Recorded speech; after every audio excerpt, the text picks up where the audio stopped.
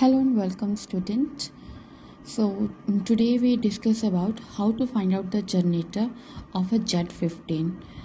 As we already discussed about the phi function, so today we with the help of Euler function we find out the number of generator.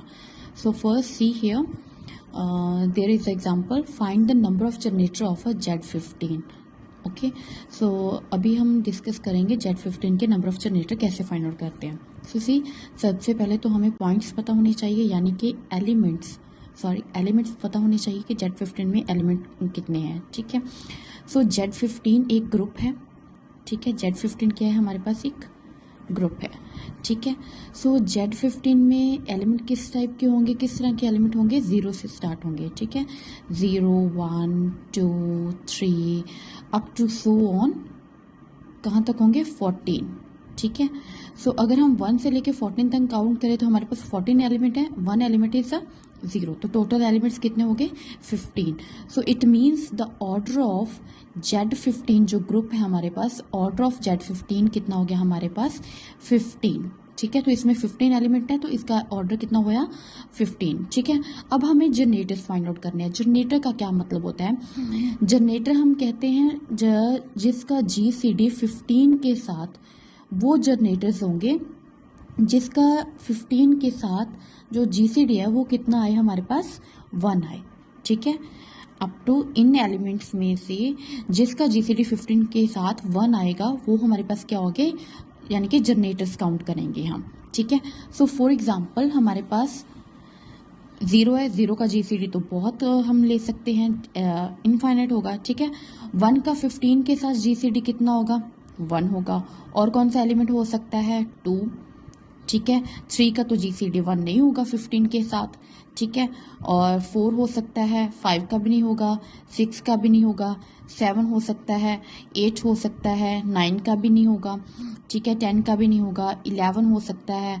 ठीक है, 12 का भी नहीं होगा, 13 का GCD 15 के साथ 1 होगा, 14 का 15 के साथ GCD 1 होगा. ठीक है, तो ये अब टोटल एलिमेंट्स कितने हो गए, हमने 15 तक काउंट करने थे.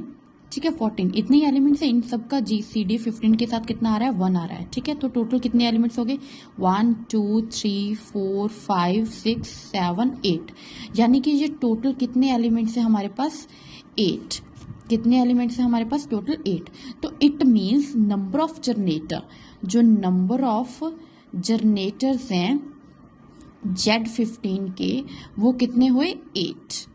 ओके, सो अगर हम जो हमने कल डिस्कस किया था एलर फंक्शन यानी कि फाई फंक्शन, तो यहाँ पे हमें पूरे काउंट करने पे हमने देखा कि किसकी GCD 15 के साथ 1 आ रही है, फिर हमने नंबर ऑफ एलिमेंट्स काउंट किए. ठीक है, जिनकी GCD 1 आ रही थी, तो फिर हमने आंसर निकाला. But with the help of Euler function यानी कि फाई फंक्शन, उससे हम डायरेक्ट फाइंड आउट कर सकते हैं कि नंबर ऑफ जनरेटर Z15 के कितने हो गए. ठीक है, सो सी जो हमने कल डिस्कस किया था, सो Z15 यानी कि इसका ऑर्डर कितना है, 15. तो यानी कि हमें फाई ऑफ 15 फाइंड आउट करना है. तो फाई ऑफ 15 सबसे पहले तो हम इसके प्राइम फैक्टराइजेशन करेंगे. प्राइम फैक्टराइजेशन कैसे होगी, 3 × 5 लिख सकते हैं हम. ठीक है, तो 3 और 5 दोनों के GCD आपस में क्या है, 1 है, तो इसको हम लिख सकते हैं फाई ऑफ 3 फाई ऑफ 5. ठीक है, तो ये 3 भी प्राइम नंबर है और 5 भी प्राइम नंबर है. तो कल हमने डिस्कस किया था कि अगर हमारे पास n प्राइम नंबर है तो फाई ऑफ n को हम कैसे लिख सकते हैं, n-1.